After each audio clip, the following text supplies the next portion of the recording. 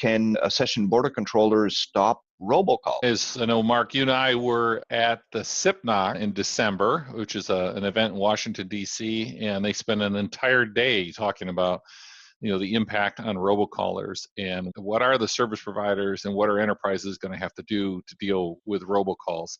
That's right, because some regulators in the USA and Canada are implementing or thinking of implementing legislation. Right.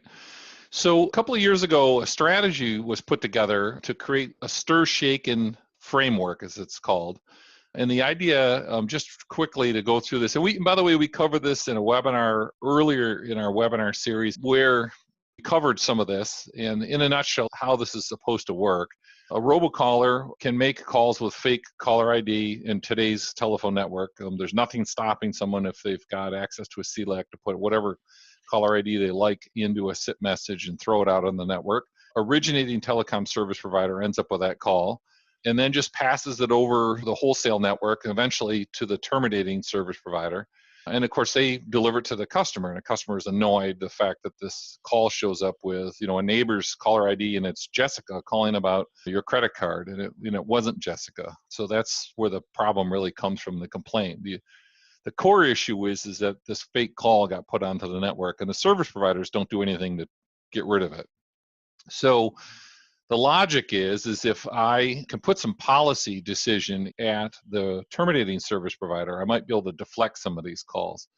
So the idea being is that you could either divert the call either to a phone capture kind of application if you don't trust it, or if it does pass a policy, meaning the caller ID is secure, I can then pass the call along to a user, or it could pass it with a warning based on the result of the verification. So the trick is for the terminating service provider or large enterprise, by the way, to be able to then verify it. And this is an attempt at trying to protect against the robocallers. Because remember, these guys come from outside the U.S. usually, and that's why they cause so much trouble inside the U.S. So how does this work? Yeah, how does the SBC participate in this? Right. Yeah, great question. Well, there's a couple elements. First thing, we're going to focus on the originating service provider.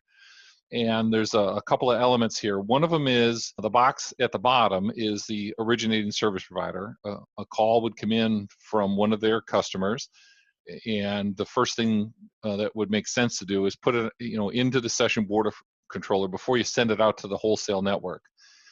And using the session border controller routing scripts and some programming can send that call over to a cloud-based verification service who will use a secure key store to attach an encrypted identification header, or attestation as it's called, meaning I attest that this call is from one of my customers and I know who they are, and you can trust that the caller ID is correct. And then you send it out to the wholesale network with this token attached as it goes off into the wholesale network. And that traverses the network and eventually pops out at a terminating service provider. And in the terminating service provider, and the same could be, by the way, for a large enterprise, the call arrives, it has one of these headers on it, and you would then terminate it on your session border controller through a script, would send that call over to a verification service. Again, it would be cloud-based verification service, who would look at the certificate repository, decrypt this encrypted header, and see if it's A, valid, and B, now we can verify that the caller ID is correct, and based on that, can then deliver the call to the calling party. And we can either deliver it and say this is valid, just let the phone ring with correct calling party, or we can say this is questionable and forward it maybe with question marks on the display or other indicators, maybe on a mobile phone with maybe a red stop sign kind of shape on the mobile device, delivering the call saying, I'm not sure you can trust this. So that's one thing, is verifying the caller ID is correct. But the FCC is really working on is they want to be able to, when bad calls show up, they want to be able to go back to the originating service provider and say, why are you letting these people onto your network? And to go after those perpetrators of creating illegal robocalls. And this trace information that's in those headers is a key thing that they're looking for. We actually talked to Eric Berger, the CTO at the Federal Communications Commission, on one of our podcasts, And he discusses that in much, much more detail than we have time for here, but it explains why they came up with this logic and what the thought process is. So, Hey, Alan, I have two Mhm. quick sub-questions. Yeah. Do you have any idea who manages these verification service and authentication service that are like in the cloud you mentioned? Yep. No, one of our good partners, Transnexus, is one of them, and they've worked very, very hard on putting together a cloud-based, cost-effective, not only creating these tokens that go in, but also verification service for service providers in large enterprise.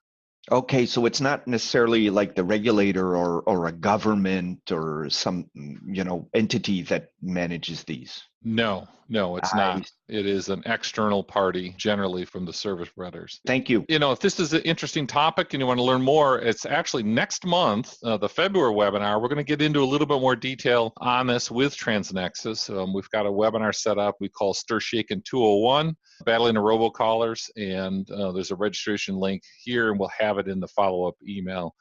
So you can register for that particular event. And what we're going to do is get into very detailed, how do you implement this? Like, what do the scripts look like? What's the call flows? How to leverage Transnexus's cloud platform. Thanks for listening. I hope you found this content useful. And don't forget to share this with any other your coworkers or others who might be interested. Also, don't forget to click on subscribe, and there's links below.